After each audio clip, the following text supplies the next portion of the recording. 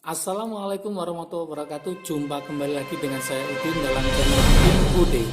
Asiknya belajar kimia. Materi hari ini adalah reaksi termokimia. Apa sih termokimia itu? Yuk kita mulai. Termokimia adalah kita harus paham dulu untuk mempelajari reaksi-reaksinya, harus paham dulu apa termokimia itu. Oke. Termokimia ini adalah merupakan cabang ilmu kimia. Jadi merupakan cabang dari ilmu kimia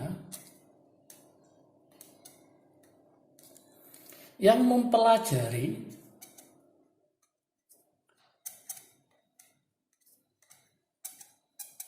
dia ini mempelajari perubahan kalor atau energi. Jadi mempelajari perubahan kalor atau energi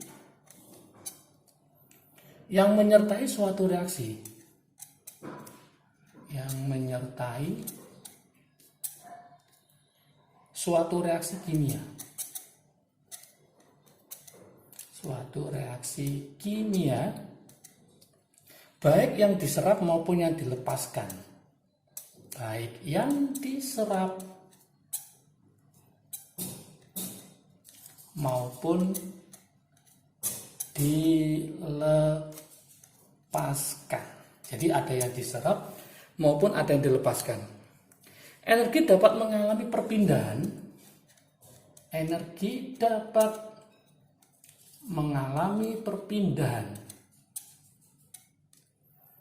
dari sistem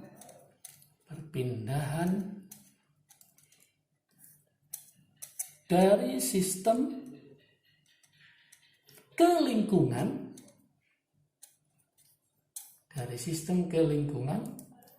atau sebaliknya itu artinya apa? Dari lingkungan ke sistem. Nah, oleh karena itu maka kita harus tahu atau paham dulu apa sih sistem itu. Ini harus paham dulu, dan apa itu lingkungan. Oke. Sistem adalah segala hal yang diteliti. Jadi sistem adalah segala hal yang diteliti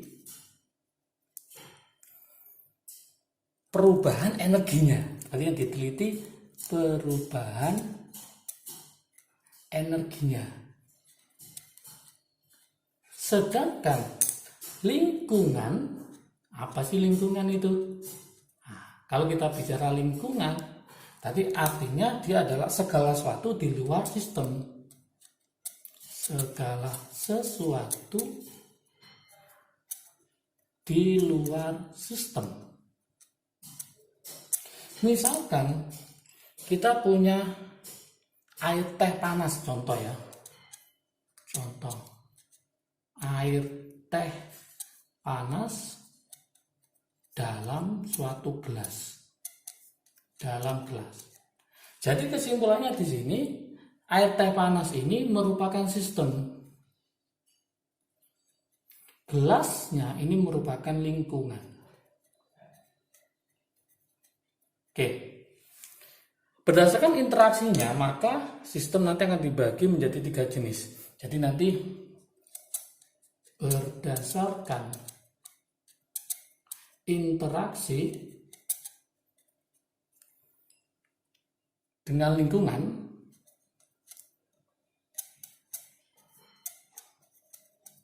maka sistem dibagi menjadi 3. Apa aja itu? Nah, yang pertama itu adalah sistem terbuka. Jadi yang pertama adalah sistem terbuka. Oke, apa sih sistem terbuka ini? Sistem terbuka itu artinya dia itu memungkinkan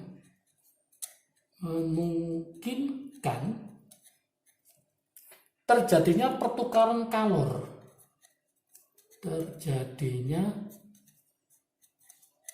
Pertukaran kalor dan materi. Jadi kalor dan materi terjadi pertukaran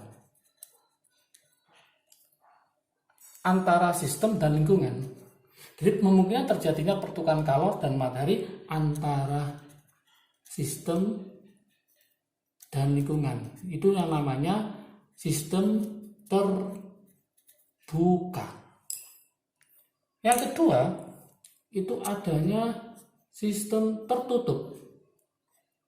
Jadi ada yang terbuka, ada namanya sistem tertutup.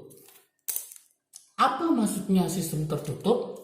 Artinya apa? Memungkinkan, ya, memungkinkan terjadinya pertukaran kalor,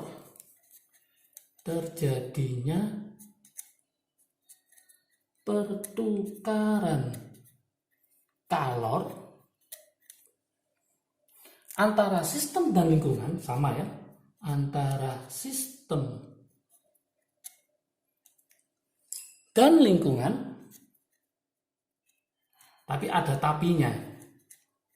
Antara sistem dan lingkungan, tetapi tidak terjadi pertukaran materi. Tetapi tidak terjadi pertukaran materi.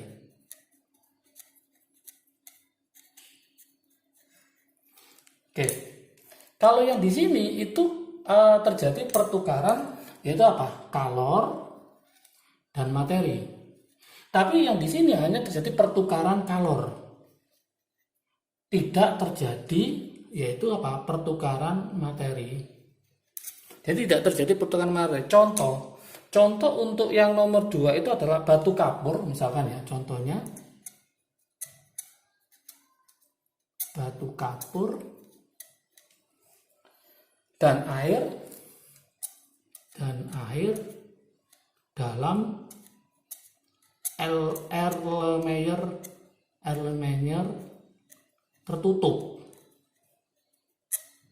Itu akan terjadi nanti sistem tertutup. Kalau yang sistem terbuka contohnya adalah pemanasan kalsium karbonat dalam beker gelas. Itu sistemnya terbuka. Kemudian yang ketiga selain dari sistem terbuka, kemudian sistem tertutup, ada namanya adalah sistem yaitu terisolasi. Jadi ada namanya sistem terisolasi atau tersekat. Berarti yang nomor 3 nanti itu adalah sistem terisolasi atau tersekat. Oke. Apa sih bedanya antara sistem terbuka tertutup atau dengan sistem terisolasi atau tersekat? Artinya apa? Tidak mungkin terjadi. Ya, ini tidak mungkin. Tidak mungkin terjadi pertukaran kalor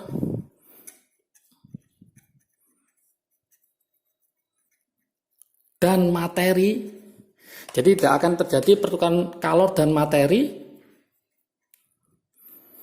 antara sistem dan lingkungan. Antara sistem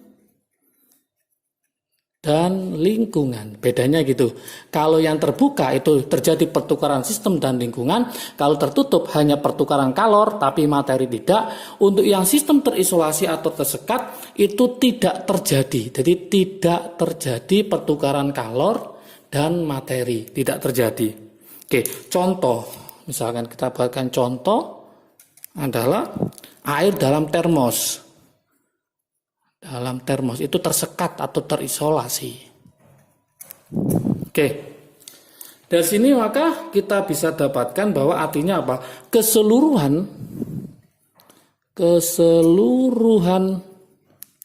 energi dalam bentuk kalor, keseluruhan energi dalam bentuk kalor, ya, dalam bentuk kalor yang terdapat dalam satu sistem, yang terdapat dalam suatu sistem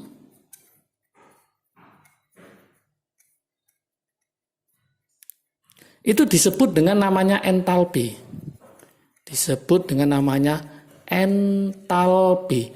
Jadi entalpi itu adalah keseluruhan, yaitu energi dalam bentuk kalor yang terdapat dalam suatu sistem. Nah, besarnya entalpi itu tidak dapat ditentukan, ya. Tapi yang dapat ditentukan adalah perubahannya. Berarti besarnya entalpi ini tidak dapat ditentukan. Tidak dapat ditentukan. Nah, yang dapat